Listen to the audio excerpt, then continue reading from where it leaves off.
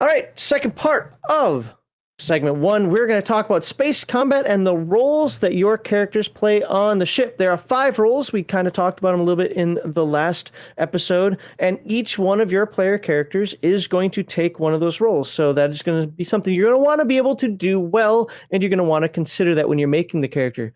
And then we're going to look vaguely at space combat. We're not going to go into all the minutiae of it, but we are going to look at how it operates, how it works, and hopefully you come out of this saying, you know what? That seems interesting and fun enough where I want to find out more. We believe that role-playing games should take place in fantastic worlds. The focus of the game should be on role-playing and having a good time. The core values of #RPGate and any good tabletop group are escapism, not representation, entertainment over activism, and natural, organic inclusion, not forced diversity. The charity we support is the Wounded Warrior Project, a national, nonpartisan organization whose mission is to honor and empower wounded warriors. Please refer to the description below for the link to where you can make your hopefully tax-deductible donation. Join us Thursday and Saturday evenings on twitch.tv/Legion of Myth to watch Heathen Dog and his team of dirty casuals play multiplayer games for your mockery and enjoyment. Here on our YouTube channel, you can watch these game-related segments live every Sunday at 1 p.m. Central Time, or check out the Friday Night Chill stream where our panel of guests opine, comment, and editorialize on the TTRPG hobby as a whole. Please like this video and leave a comment to appease the algorithm gods. Share this video on your favorite social media platforms to help us peer out of the shadows cast over us. And if you have not done so already, please subscribe to Legion of Myth for more tabletop RPG goodness. All right, there we go. We have our space combat on the screen because I forgot to put the cover up. But you know what? I think by now you've seen the cover a few times. And if not, well, just never know. You'll never know what the cover looks like. Okay, so space combat. Let's start here. The system described below is designed to manage combat between only a few ships per side. The most common combat encounter is a one-on-one ship duel. Large battles between whole armadas are part of the history of the Third Horizon, but are very rare nowadays. That is for the game master to take to heart. Yes. Because basically now the book is telling you, hey, this combat system for spaceships do not scale up all the way. It doesn't work. So you limit yourself to small battles, 1v1, 2v2, 3v1, whatever, or you're going to have a bad time. I get it. So about that campaign, Mercy of the Icons, I will not say more. Okay. Crew positions. All spaceships have specific crew positions that must be covered. Small vessels can be constructed so the same person can perform several functions at once. There you go. Makes sense. While large ships may have many crew members per position. More on this below. The 5 crew positions are captain, engineer, pilot, sensor operator, gunner. Okay. Let's just go to... yeah, you can use the cards. Distance segments. The distance and empty space are huge, too vast for it to be meaningful. Basically, there are no distances. You can make them 10,000 feet. You can make them 10,000 miles. You can make them 10 million miles. It doesn't matter. They just use the term combat unit. Yeah, because it's millions of miles between you and your destination. That is not something the normal human can just put in their head and get. So why even codify it? On top of that, you have, think of Star Trek II, The Wrath of Khan. You know, when you're out in space, you got sensor range all the way, you know, long range sensors as far as you want. But when you're in that Mutara Nebula, you could barely see. So instead of trying to rework the entire game, you just shrink those combat units down. And now 3 combat units could be a starship length away. All right. Yep, that was that. So movement. In space combat, the terrain between combatants is not important. The dark between the stars is endless. What matters is the relative distance between the ships. To move one combat unit toward or away from an enemy ship, test pilot. So you roll a pilot roll. The movement can be modified negatively by obstacles in the segment you intend to reach, such as asteroid, space junk, and gravity wells. So you're like, what is this combat unit? So let me Once again, on F11, this is what the combat chart, the battle map for space looks like. It's relative. That's all it is. It's just relative space. One ship, usually I think it's the fastest ship. We'll find. I forget if it's the fastest or slowest, but I think it's the fastest ship is 0. And then everybody else is 1, 2, 3, or 4 or more range categories away. So it's very abstract. It's not 3-dimensional, and it's not hex-based, but you'll be okay. It works. Range. Just like in ground combat, the range between you and your enemy is divided in 4 steps. Contact, you're in the same segment. That means you can ram or board. You can see them. It's like, hello.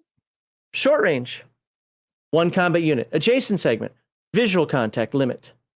So you Barely can see, yeah, barely see them, right? So if let's just do this again.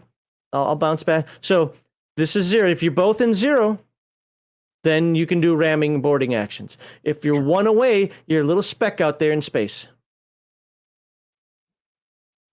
So medium, 2 combat units, passive sensor limit. Long, 4 sensor units, active sensor limits. Now extreme, up to 8 CU, extreme sensor limit. But hey, there aren't 8 categories on there. Well, at some point you just say, I think you can count to 8. You know, what you could do, you could do a couple things. You could put somebody at -4 and somebody at +4 if you like dealing with the negative numbers, or you could say 0 and just be like, look, I'm gonna put you outside the grid. When you get to 4, it matters. We got you on sensors. You're like a chess piece that got killed. You're just sitting out here outside the board. Just represent it somehow. It's very similar to how Forbidden Lands does it, except for Forbidden Lands does give you a ring for that. Sensors and signature. Okay, you ready to hear about your signature? Love it. When you approach another spacecraft, the question is who detects the other first. Sometimes this can determine the outcome of the entire battle. How far away you can detect other spaceships depends on your sensors and how you use them. Passive sensors. This is the standard setting on any sensor. Sensor range is medium, 2 combat units, and your signature is unaffected. So you're just normal running. Well, yeah, and you have your sensors. You have your sensors to detect other people's energy signatures without adding any energy of your own. So, can you put that last comment by L up, please? He did not just give me the finger. That'd be 0. Space. You guys know Space Kataz? No. Look up Space. He was talking about Top Gun, I think, but yeah. I don't care.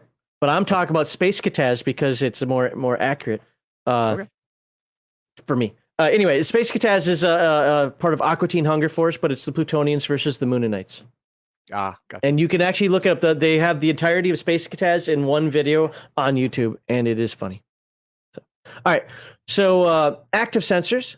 The sensors are set to maximum effect. The sensor range is now long. You can scan out to that 4 range, but you get +2 to your signature. That means you're easier to scan as well.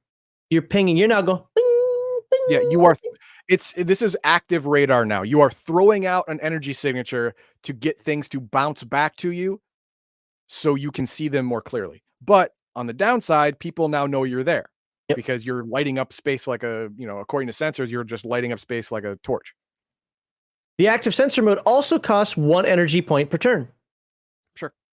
Now, extreme sensors, if you have the feature extreme sensors, your sensor range is active mode is increased to extreme 8 CU. Otherwise, they work so you have to have this feature in order to operate them. Right. Transponders. All spaceships are required to travel with their transponders switched on. Even though you can keep your transponder on. Only when the patrol shows up. This is both the law and common courtesy. The transponder transmits data about the ship's position, name, class, home docks, and destination. A ship with an active transponder is automatically detected as soon as it enters sensor range. So if you're only running with passive sensors, as soon as you get 2 CU to somebody, they've got you, and you've got them. Yeah. Well, no, they could have their transponder off, because criminals have a great tendency not to follow the law. That's fair. Yeah. And then, so silent running. Traveling with your transponder switched off is regarded with extreme suspicion. Sure. Only smugglers and military vessels do that. Okay. Sanctioned military vessels. Not just you having a gun on your ship does not make it a military vessel. Copy that. If a ship with its transponder switched off enters your sensor range, it is not automatically detected. The GM will ask your sensor operator to test data gen. I understand that Free League always wants players to roll. I get it. I understand that. But this is one of those times that no, the player doesn't roll. Otherwise, the player knows exactly what's going on. Hey, I need you to roll data gen. Oh, there's somebody out here. I don't see him, but now I know there's somebody out here. Yeah. So, sorry, but this is one of those times where the game master rolls, or you mix that roll in with something else, or you just, every time you do something, just, hey, give me a data gen check, or randomly just say data gen checks, just to keep the player paranoid or something. But other than that, the best way to do it is have the game master roll. The roll is modified by the signature of the target. So that +2 that you got for having active sensors, there you go. The distance between the ships and the other factors, as well as some ship features. And I think there's a chart below. All right. Radio silence. If the enemy ship does not adhere to radio silence, it is in some way using its off-ship communications, you get a +2 to your detection roll. Basically, if he's like, hey, we need to send a message back to the planet. We got Heathen Dog coming up on in here, and he says his transponder's on, but it's not. And so let's go tell somebody. That's going to give a +2 to your roll. You're picking up that communication. Reactor shutdown. A ship that really wants to avoid detection can perform an emergency reactor shutdown. That does not sound safe. Yeah, it sounds fine. This requires a successful technology test by the engineer of the ship to determine how many minutes the shutdown takes.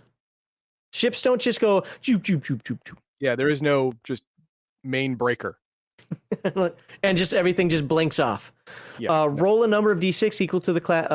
Roll a number of d6s equal to the class of the ship. Only one person at a time may attempt the shutdown, but several attempts can be made. Okay. So if you have a class 5 ship, that could take 30 minutes to shut it down. Makes sense. With the reactor shut down, the ship is dead. You lose all of your energy points and cannot change course, use weapon systems, or active sensors. The artificial gravity on board is also lost. The reserve batteries power passive sensor. You can't power gravity? Nope. The reserve. Hey, you know what? Creating gravity probably takes more than the couple of double A's you got in the back. Okay, come on. Fair enough. The reserve batteries power passive sensors, emergency lights, and life support systems, but only for a number of days equal to the class of the ship. Restarting the reactor requires another technology roll. Determine how many hours the restart takes. Okay, shutdown takes what? Minutes. Restart takes hours. I get it. Hours. I get it. Roll number d6 equal to the class of the ship. You better want to do this. Yeah. I mean, sure, on sensors, even active sensors, you will look like a rock. You'll look like a rock. That's what, until they go and put their eyeballs on you, you're a rock out in space. That's what you are. Floating debris. But if they do put eyeballs on you, you're done because your guns are hours away from being able to fire. So yeah, you're host. But the enormity of space, the odds are on your side that they're not going to find you. The odds are on your side. So there's that. Still, that's dangerous. All right, now, if your sensor roll is successful, you detect the enemy ship and may now engage with it. Your level of success determines how much information you get. You can, of course, contact the ship and inquire after more details. Hey, we see you. You want to tell us about you? No. Oh. But whether or not they reply is up to the captain of that ship. You get to make another sensor roll only when the circumstances change. It's like almost everything in this game. So 7-15. Oh, that's 14. Where's 15? There it is. So limited success, 1 or 2 6s. Remember, this game, limited successes are 1 and 2. I hate that part of the game, but okay, continue. You can get the distance in combat units, so I now place it on the map, and its current course. You know which way it's flying. Sure. If you get 3 or more 6s, you get the distance, you get the class, and you get its weapons. Okay.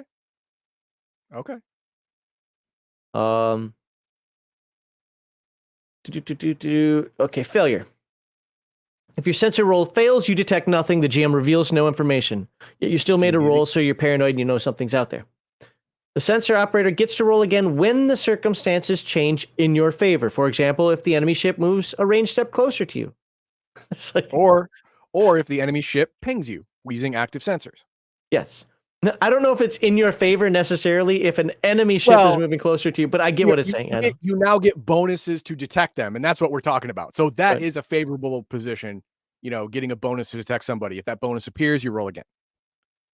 And I didn't look at that chart, but you get +4 if they're in the same zone as you. You get +2 if they're not, +3 if they're at range 2. Or I'm sorry, +0 if they're at range 2, et cetera, et cetera.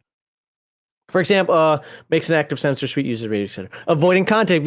If you detect the enemy but remain undetected yourself, you can choose to change course and avoid contact. Look, I'm not going to read. We get the idea of how sensors work, right? Yeah. Okay, good. Turns and initiative. Space combat is divided into turns just like ground combat, but a turn in space is longer. Time dilation in space, it's weird. Usually several minutes. Well, no, everything's farther away. When you shoot a bullet at someone on Earth, he gets shot in the adult version of immediately.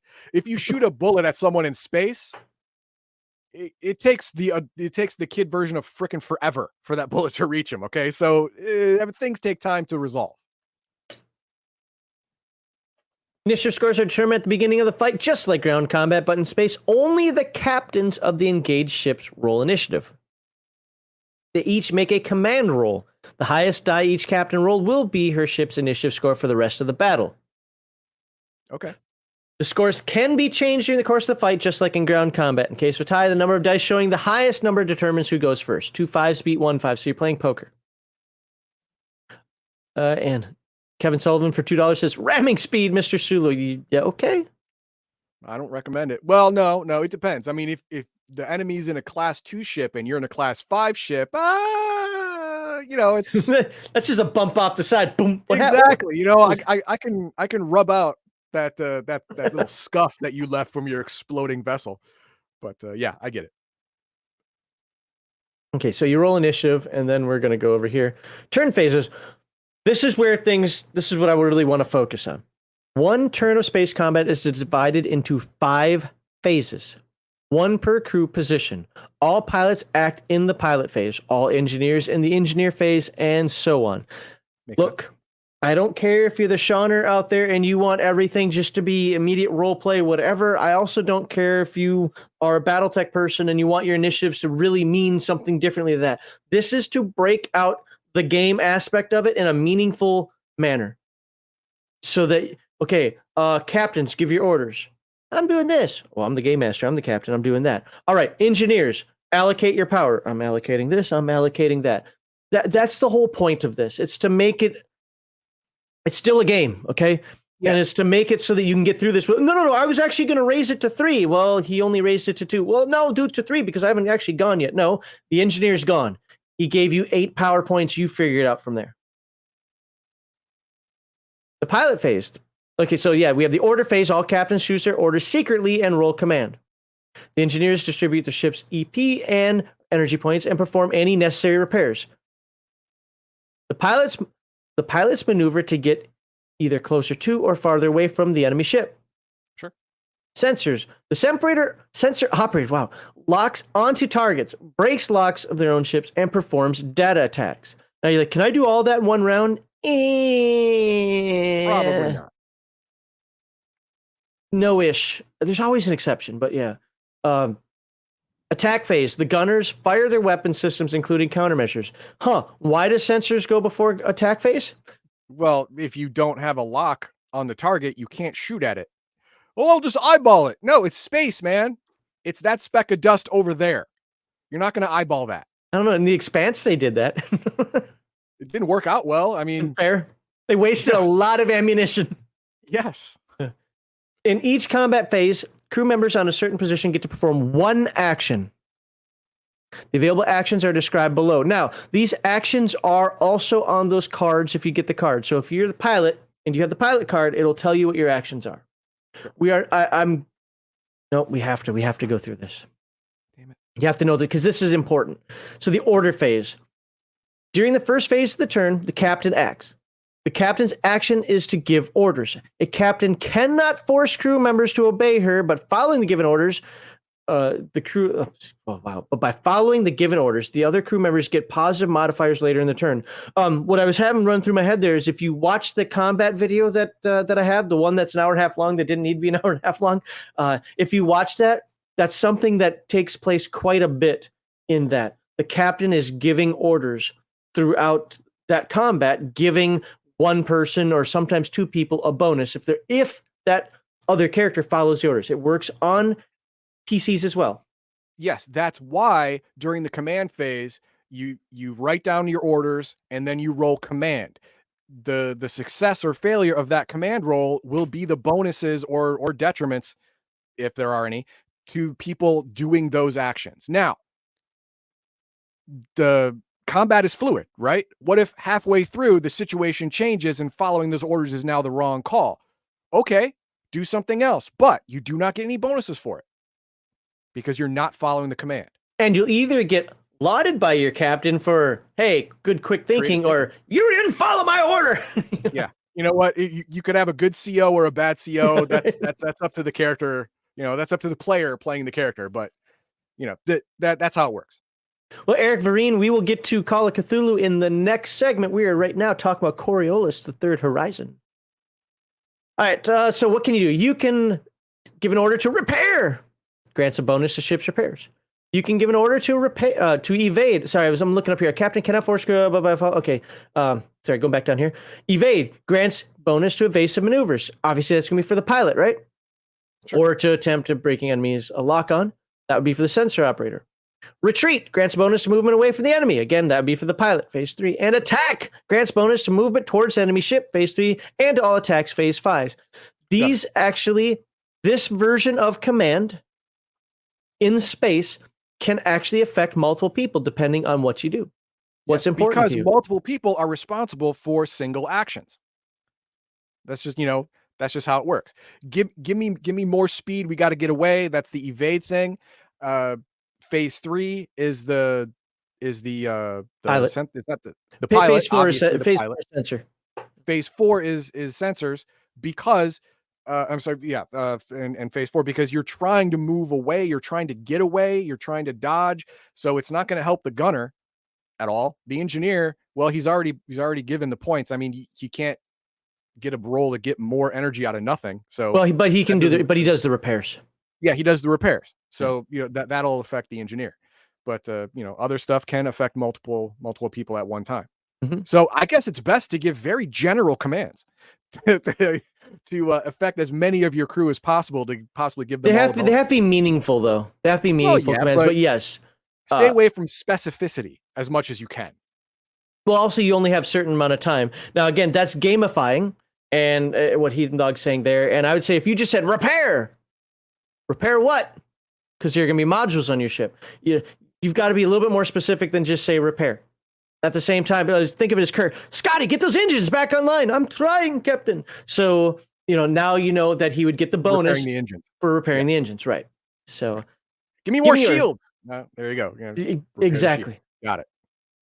The captain chooses her order without showing it to the other captains, usually only the GM. Right. Write down your order on a piece of paper without showing it to the opposing captain. The other captains do the same, and then you all reveal your orders at the same time. Very reminiscent, if you remember us covering Mutant Gen Lab Alpha, of the Resistance. Yep. Where, as the game master, I determine what the Watchers are doing. You, as the players, determine what like another room or something, determine what the Resistance is doing, and then we compare notes. And if you guys did better, you win. If I did better, I win. And it's a give and take.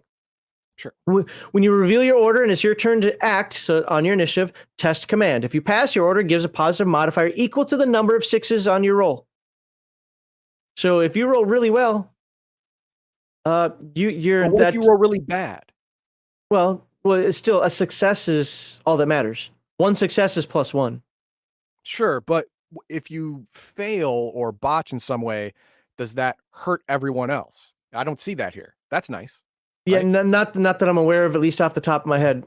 I don't remember giving penalties. So your commander can only help you or not help you, not hurt you. That's good. Yeah. Okay. If your ship can perform more than one action of the same kind, for example, more than one attack, the modifier applies to all of those actions. Yep. And of course, free to follow. Other instructions you can give out. You can give out other instructions. Like you can actually dictate to each as the captain. You can say, engineer, eight energy points to weapons, 2 energy points to shields. Okay. Pilot, fly us around in a circle because it's fun. Sensor operator, ping us because we want to be pinged. And gunner, just shoot out into space. It's great.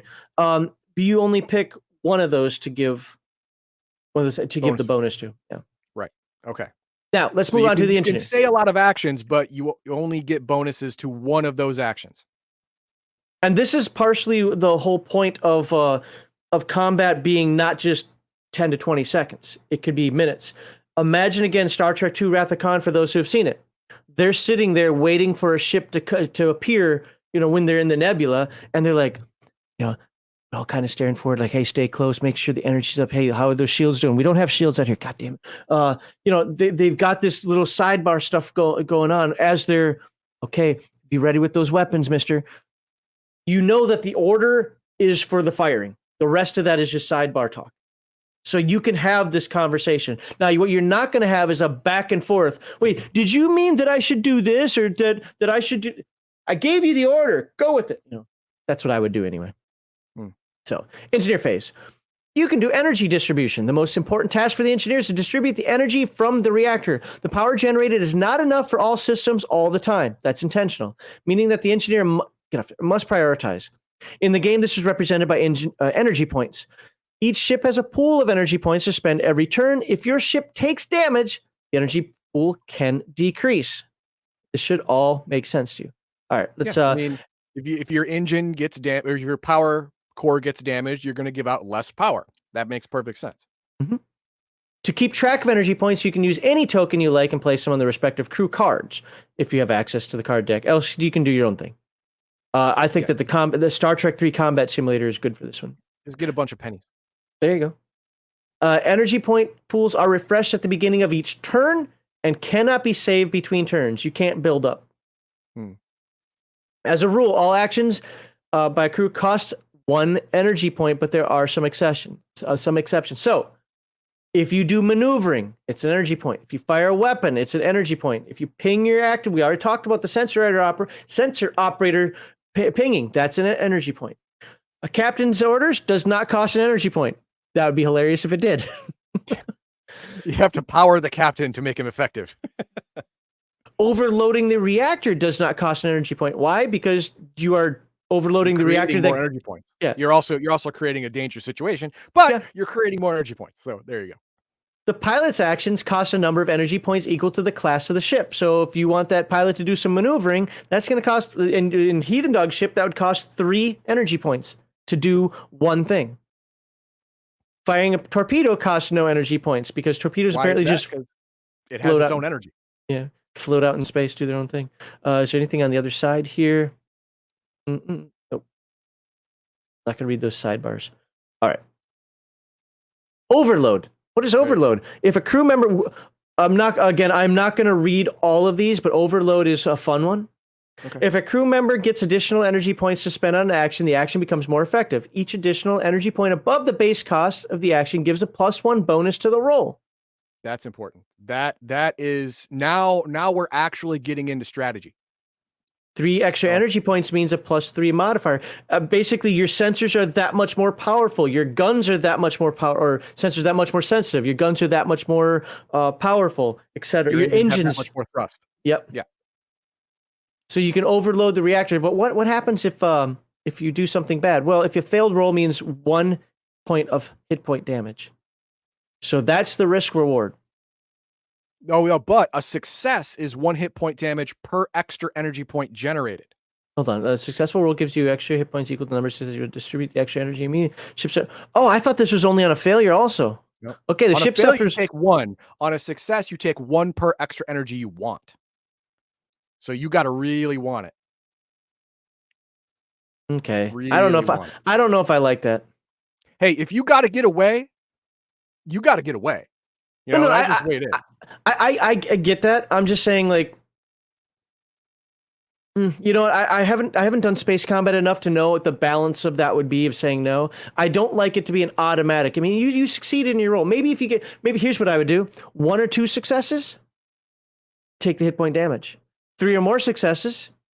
I mean, doesn't that fit in with the system, like the type of way this game works? Feel of the system, yeah, it would. Anyway, moving on. The game says though 1 hit point per repair hull damage. Successful roll restores hull points equal to the number of 6s on your roll. Look, you're not out there doing the welding. You've got drones that are doing it for you. You've got crew that's doing it for you. It depends on the type of your ship. You have automated systems that are doing this for you. But it takes you time and it takes 1 energy point to do it. And if you're doing that, you're not doing something else. Remember, you can only take 1 action. Right. But also, it's fair to say that allocating energy becomes important again in repairing hull damage, because if you are in the middle of space, outside of a space station, you want to repair hull, great, 1 energy point to repair the hull. You roll at a -2.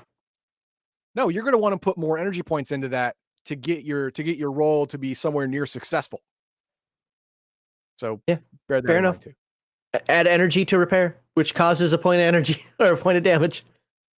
Well, no, up to the maximum. If you want to get more than your maximum, that's what causes damage. I hear you. Repair system damage, you can fix modules. Repair critical damage, there you go. If the ship has not been vaporized, you can actually try to repair, it's that derelict ship, okay? You can repair critical damage. I can't remember if there's a critical chart in this game. Well, this one costs a spare part. The other ones do too. All the repairs cost a spare part. I just didn't read it. Oh, I didn't see that for the whole requires 1 ordinary spare part. Oh, there you go. Okay, yep, there it is. Sorry. Repair module successfully restores a disabled module to working condition. So if your stasis chamber was knocked out and you want to go through a portal, probably want to fix that. And we'll just let Billy fly. It's fine. Billy's fine. You could, and you can open an airlock. It takes 1 energy point to open an airlock. Okay. Pilot phase. All pilots act in 3rd phase. Oh, sorry. Let me say, because it's going to talk about testing pilot. Yeah, the pilot can perform a variety of maneuvers, each one requiring a pilot test. Each maneuver is modified by the maneuverability of the ship. What was the maneuverability of your ship? 3? I forget. I believe so.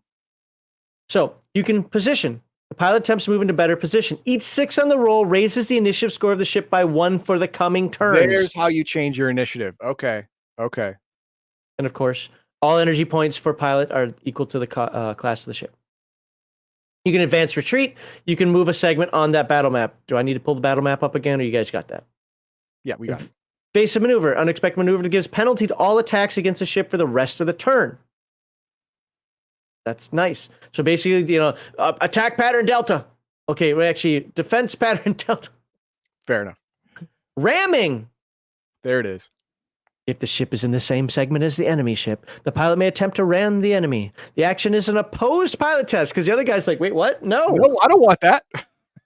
It counts as an action for the attacker, but not the defender. Both roles are modified by the maneuverability of the ships. Read more about ramming in page 171. Okay, well, we're not going to do that right now. And that'll be in 3 pages. Boarding. If the ship is equipped with a docking station, the pilot may attempt to dock. Okay, got it. Sensors. You can get a target lock. Oh, let me go back here. Got to do what the roll is. The sensor operator can perform one of several key actions during a fight, all requiring data gen rolls. So if you have a data gen guy, guess who your sensor operator is going to be? It's going to be that guy. If you have a pilot, or could also go technology. Where is it? Yeah. Let's go up here. Pilot test. If you got someone who can drive some stuff, you probably want that guy flying your ship too. Yep. Anyway, but I wanted to be the pilot. Well, then you should have probably played somebody with the ability to pilot something instead of a computer nerd. So you can get a target lock. To attack the enemy effectively, the sensor operator should attempt to lock the target. The roll is modified by the signature of the enemy ship. We go back to that. So if you've got active sensors on, you are easier to spot. And you're also easier to spot other things. So it's easier. It's easier to find other things, right? But you're easier to be targeted. Yep. A successful roll means the target is now locked, giving a positive modifier to attacks against the target equal to the number of sixes rolled. So you're rolling your gunnery, and now you get bonuses to that roll because of the target lock. Note the lock strength down or use a die to indicate it. Torpedoes cannot be used at all without first locking a target. Other weapon systems can be used without a lock but suffer a -2 modifier. -2, whatever. Only one target at a time may be locked. If you establish a new lock, the previous lock is lost. Okay, that's a little weird, but okay. Well, you can track the other ones and shoot them at a -2, but if you want that lock and get the bonus, you only can do that with one target per. Yeah. So that doesn't prevent you. We have weapon systems that could lock on to 50 targets simultaneously. At least. Well, again, it's game balance. Yeah. You can still shoot anything you want to shoot with a -2. Just one of them. Except with the torpedo. Well, that's fair, except for the torpedo. Yeah. Breaking target lock. To avoid attacks, the sensor operator may attempt to break an enemy lock on the ship. Captain, he's got a lock on us. Oh, evasive action. No. The modified the is modified. Okay, this is modified negatively by the strength of the enemy lock. That wasn't me misreading this time.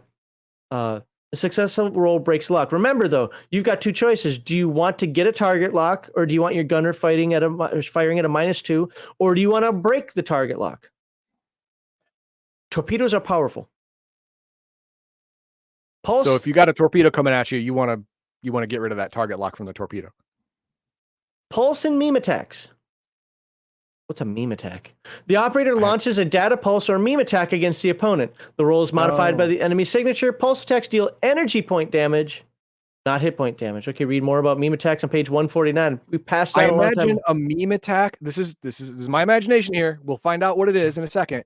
But I imagine a meme attack is something like a denial of service attack where you foul up the data coming into the sensors and stuff, so it can't be read properly. That's my guess. This is page 149. What page are we there? All right, probably 150. Okay, let's go back up. Countermeasures. Data meme. Oh, geez, that's long. A meme, a self-learning program, is broadcast in the systems of an enemy ship. A data meme attack has two stages. First, a sensor operator, which we're talking about now, analyzes the ship. This counts as an action in space combat, costs 1 energy to perform, and requires a data gen roll. Modified by the signature of the enemy ship. The target doesn't need to be locked. If the roll is successful, the sensor operator learns what modules are present on the enemy ship. Oh, because before you only learned what weapons it had. Right. The second stage is launching the meme itself. Only a ship that has been analyzed can be attacked. So you have to do step 1 before step 2. You can't skip it. Got it. This also counts as an action in space combat and costs an energy point data gen roll, modified by yada. Targeting lock is not needed. Okay, got it. The sensor operator chooses which module on the ship to target. If the attack is successful, the targeted module is disabled. Oh, so this is a module attack. Okay. This attacks specific modules. Got it. Okay. All right. Like the pilot module or the engine, the gravity thing. It's funny you say that. The 3 required modules, bridge, reactor, and graviton projector, cannot be targeted by a data beam. Oh. Okay, I suppose that's fine. So, all right, there you go. That's a meme attack. It's not throwing somebody a bad Twitter post. No. And disappear. If the ship is fitted with stealth technology, sensor. What's that? I want that. Okay, your cargo, the stealth cargo. Yep. The operator may attempt to drop from the enemy screens. All right. Now we're going to move on to the attack. That is great, because if you have a cargo ship with no guns, the best bet is to not be seen. All right, attack phase. The attacker rolls ranged combat tests, so you want your rifleman to also be your gunner. That's just weird. Look, it's a game, and we only have 16 skills. Deal with it. Fire weapon system. Obviously, you can shoot. Firing without a target lock gives you a -2. We know about that. Costs 1 EP. Launch a torpedo, like the action above, but requires a lock on a target. Torpedoes don't hit their targets immediately. They approach at a speed of 2 CU per turn, including the turn in which they are launched. Use a token of some sort to represent the torpedo. This is important for 2 reasons. 1, torpedoes are very effective. If you get hit by one, it's your ass. And 2, it gives you a chance. That gives the defender a shot at breaking target lock. A shot. Because torpedoes are so OP compared to everything else. So this is important. All right. Torpedoes can be fired on and destroyed by the defender. Yeah. So defensive fire, ship equipped with an autocannon or countermeasure dispenser can fire defensive fire against an incoming torpedo, even if the torpedo is launched from 2C or less. Defensive fire is rolled. This is a lot of stuff here. Basically, this is your chaff. This is your countermeasures. Yeah, if you have the right module, because the whole countermeasures is a module. So if you don't have the automatic countermeasures, you're probably just boned. The defense 2CU.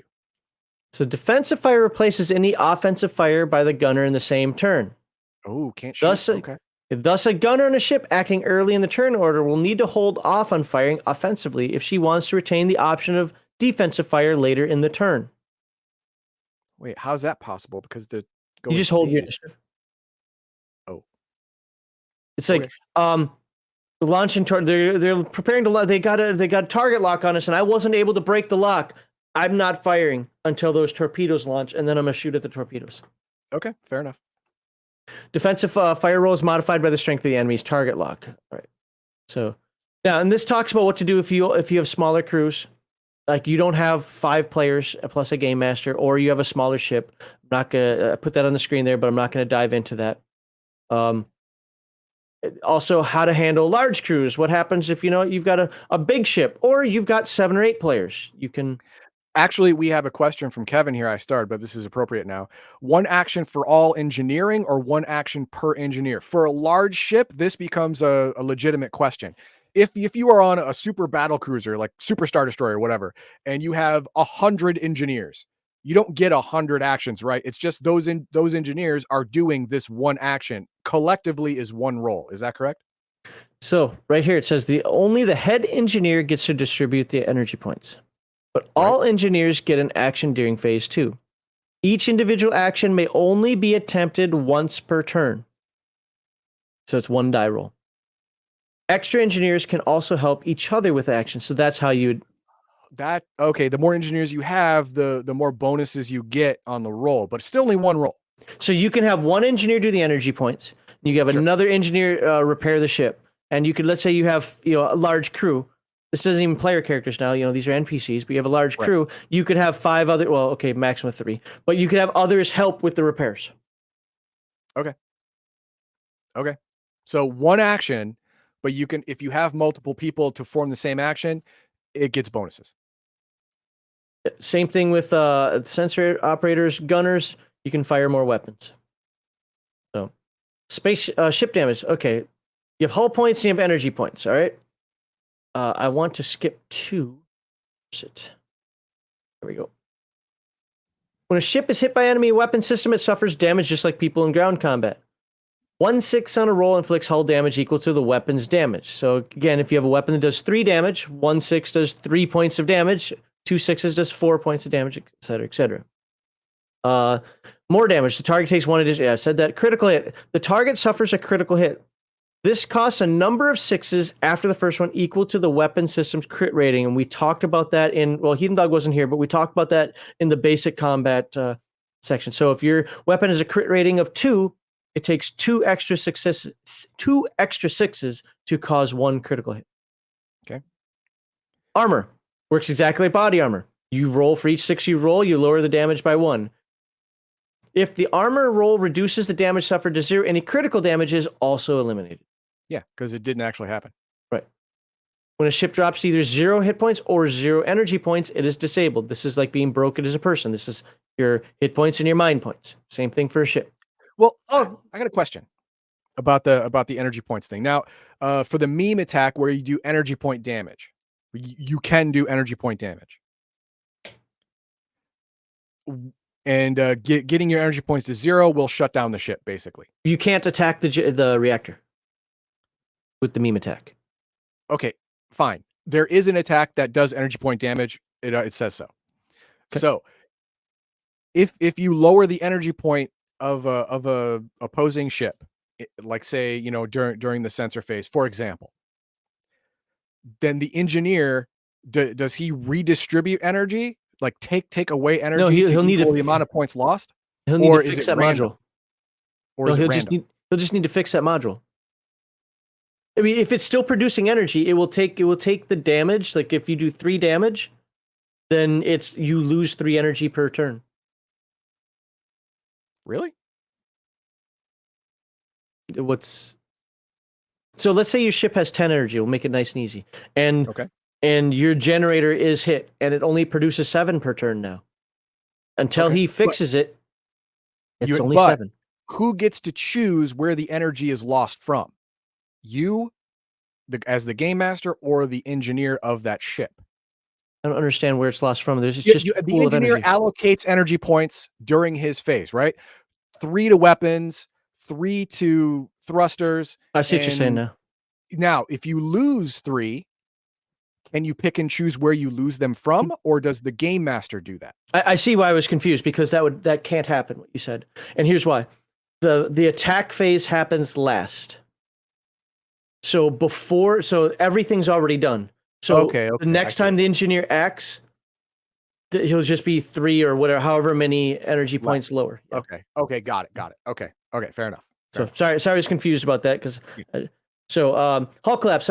Ship reduces 0 hit points. The reactor and all weapons stop working. As ship also suffers explosive decompression. Time to get to the escape pods or get into an exo. It's a battle armor. Read more on page 99. Disabled ship is not blown to bits, however. It can be repaired using the right equipment. Yep. It's derelict. On systems collapse, this is energy points. The reactor stops working. Life support systems will keep functioning, but no system that requires energy points can be used. This is because of your AA batteries that Heath and Doug talked about before. Yep. The ship is dead in space, continuing on its present course with its present speed, and will be lost in the darkness unless towed to safety or repaired. Yep. Talked about damage to crew. Critical damage. Critical damage will seriously affect some of the core functions. Roll 2d6 to determine effect. All right, let's. Can you roll me 2d6? Sure. 6. 6. Damage power coupling. The power flow from the reactor to the rest of the ship is reduced. The ship's EP pool is decreased by 2. Okay. So exactly the example we talked about before. Yeah, we just talked about that. Yeah, that's great. So go ahead and roll one more. Okay. Hopefully you get an interesting number, but if you don't, that's okay. Reroll 6s. Okay. Damage thrusters. Ship becomes harder to control. Maneuverability is decreased by 2. That's 2 less dice. So your maneuverability. Now it says maneuverability. That's the modifier for your pilot skill. It gets reduced by 2. So if you had a +1 maneuverability, now it's a -1 maneuverability. Yep. Okay. Fair enough. Okay. Talks about repairing ships. We're going to skip that. I think we're almost okay. I think we're done actually. Sweet. Yep, we are done. That wasn't as painful as I thought. I mean, we can look at if you want to look at ship damage. We have some chat. Okay, good. Okay, we got L says, "Can your ship flaw be a broken transponder when you buy it?" No, probably not. I don't think they have that flaw. I mean, we can look at all the flaws if you want, but no, I don't remember that being on there. Yeah, probably not. I mean, again, your game master can add whatever it wants if it would make for a fun story, but you'll be impounded pretty quickly. You better be like criminal right off the bat, because that's if you're going to get caught doing something, you might as well be doing something. Yep. All right, Kevin says it is like any chase. The only thing that matters is the difference between relative speed. If ship moves 1 unit faster than ship B, it will eventually get away or catch it. Yep. That's correct. It's relative position in space. It doesn't matter how close you are to anything else except your target. That's it. That's all that matters. So if you guys remember from a couple years ago, those few who watched a couple years ago, Battlelords of the 23rd Century, when it added space combat in the horrible 7th edition, had something very similar to this.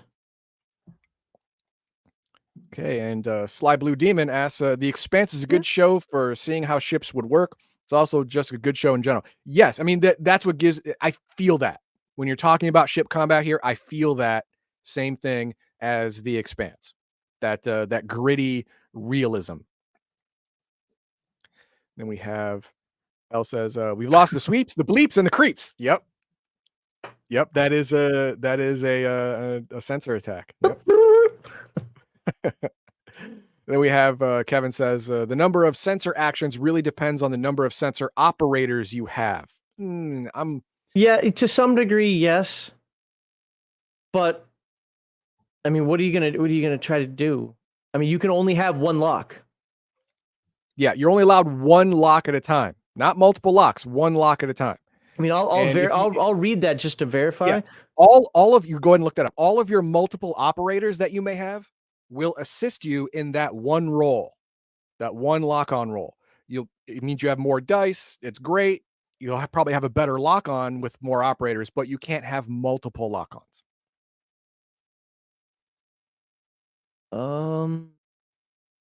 It's pretty vague here. So specifically it says, the change of stack, blah, blah, blah, don't care. Large crews. Large ships may have more than 5 crew members. There can only be one captain, but we may have more than one of the other positions. For sensor, each operator can be used to get more actions in the sensor phase. Each individual action may only be attempted once per turn. Now, that says something different. No, it says what the other one said. Multiple. Okay. You can only have one lock-on at a time, but that's not just everything that the sensor operator the sensor, does. yeah, There's you can the also attacks, stealth, and there's the others, the whole detection thing. You could do multiple things like that if you have more than one sensor operator. yeah. You can't have multiple lock-ons because you're only allowed one. But Here's what I'm going to say though.